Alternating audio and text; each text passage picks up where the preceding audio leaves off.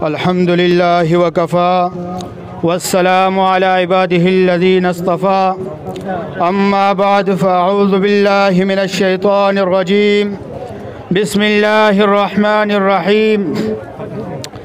अपने मरकज़ से अगर दूर निकल जाओगे खाक हो जाओगे, अफसानों में खो जाओगे। अपने परचम का कहीं रंग भुला मत देना, सुर्ख शोलों पे चलोगे तो जल जाओगे। तेज़ कदमों से चलो और तसादुम से बचो, तेज़ कदमों से चलो और तसादुम से बचो। भीड़ में सुस्त चलोगे तो कुचल जाओगे।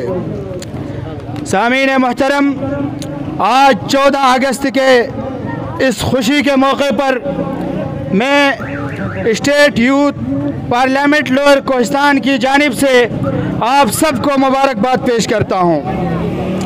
सामीन मोहतरम, जब भी 14 अगस्त का दिन करीब आता है तो हमें हर जगह गली कूचों में खुशियों की लहरें दौड़ती हुई नज़र आती हैं। हमें हर जगह गलियों में, महलों में रंग बिरंगी लाइटें सजाई हुई नज़र आती हैं। बच्चे से लेकर बूढ़े तक हर एक के हाथ में सब्ज परचम लहराता हुआ नज़र आता है।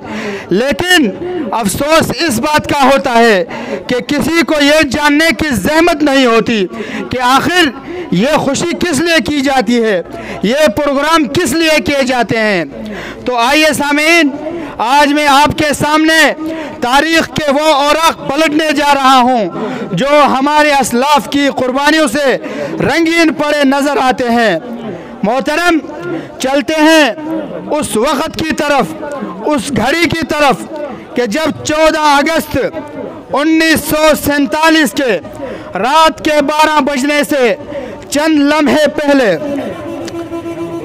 रात के 12 बजने से चंद लम्हे पहले रेडियो पाकिस्तान की शनाख्ती धुन बजती है और फिजा के अंदर ज़हूर आज़र की आवाज़ में एक ऐलान गूंजता है कि पाकिस्तान ब्रॉडकास्टिंग सर्विस है। लेकिन याद रहे कि ये ऐलान सुनने के लिए हज़ारों माएँ बहनें मुंतज़िर थी, जिन्होंने मुल्क की आज़ादी के लिए ख़ुद को बेवा किया। हज़ारों वो बच्चे भी मुंतज़िर थे जिनके बाप दादों ने आज़ादी की जंग लड़ते लड़ते खुद उनको यतीम छोड़ा।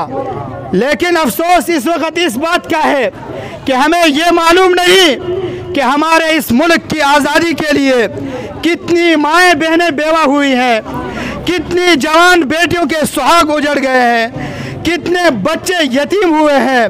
एक दिन की खुशी मनाई, एक दिन की यकजहती मनाई और फिर भूल जाते हैं कि इस मुल्क को हासिल करने के लिए, इस मुल्क को आज़ाद करने के लिए कितने खून की नदियाँ बही हैं। मेरे मोहतरम, ये मुल्क, ये वतन हमें किसी ने तोहफे में नहीं दिया है।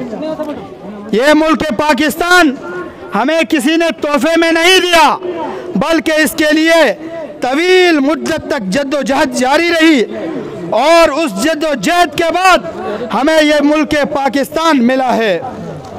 मेरे मोहतरम, मैं आपके सामने तारीख़ के वो औराक़ पलटने जाता हूँ कि जहाँ देखते हैं तो कायदे आज़म मोहम्मद अली जिन्ना ने इस वतन के लिए कितनी कुर्बानियाँ दी हैं। अल्लामा शबीर अहमद उस्मानी ने इस वतन के लिए कितनी कुर्बानियाँ दी हैं। मौलाना अब्दुल अजीज़ देहलवी ने इस मुल्क के लिए कितनी कुर्बानियाँ दी हैं और अल्लामा इकबाल ने इस वतन के लिए कितनी कुर्बानियाँ दी हैं। आज का जो दिन है, आज का ये दिन उन कुर्बानियों को याद करने का दिन है कि हम उन कुर्बानियों को याद करें और अपनी नौजवान नस्ल को बताएं कि ये पाकिस्तान तवील जद्दोजहद के बाद हमें हासिल हुआ है। मेरे मोहतरम, हमारे अकाबिरीन ने, हमारे असलाफ ने यह मुल्क पाकिस्तान हासिल करने के लिए अपने आप को, अपनी जानों का नजराना पेश किया।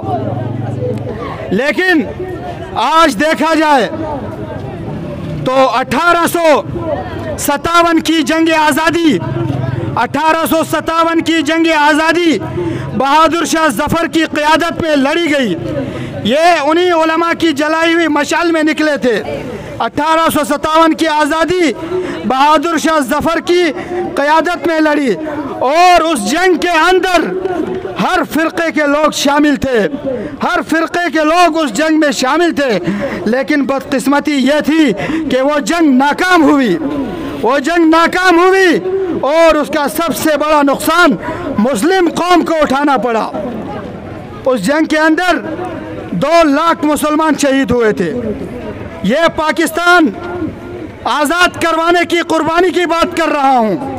बहादुर शाह जफ़र की क़यादत में लड़ी गई जंग में 2 लाख मुसलमान शहीद हुए, जिनमें 52,000 के करीब उलमा थे, जिन्होंने अपनी जानों का नजराना पेश किया, अपने सर पर कफन बांधकर मैदान में उतरे और अंग्रेज़ को ललकार कर कहा कि पाकिस्तान हासिल करके रहेंगे।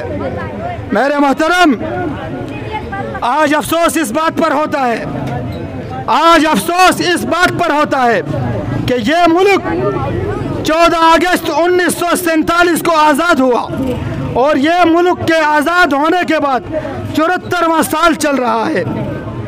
क्या अंग्रेज़ के चले जाने के बाद हमें अंग्रेज़ी तहजीब और तमद्दुन से आज़ादी मिल सकी?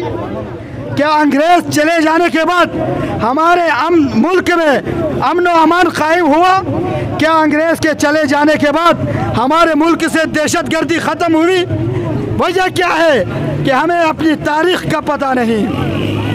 तो मेरे मोहतरम, आज मैं आपके सामने वो तारीख़ ज़िक्र कर रहा हूँ, उन असलाफ़ का ज़िक्र कर रहा हूँ जिन्होंने आज़ादी वतन के लिए कुर्बानियाँ दी, अपनी जानें पेश की, अपने बच्चों को यतीम कर दिया, अपने बीवियों को बेवा कर दिया। अल्लाह ताला से दुआ है कि अल्लाह ताला फ़लस्तीन बर्मा के लिए भी इस तरह की आज़ादी नसीब फरमाए और मुल्क पाकिस्तान में अमन व अमान कायम फरमाए। वमा अलैना इल्लल बलाग।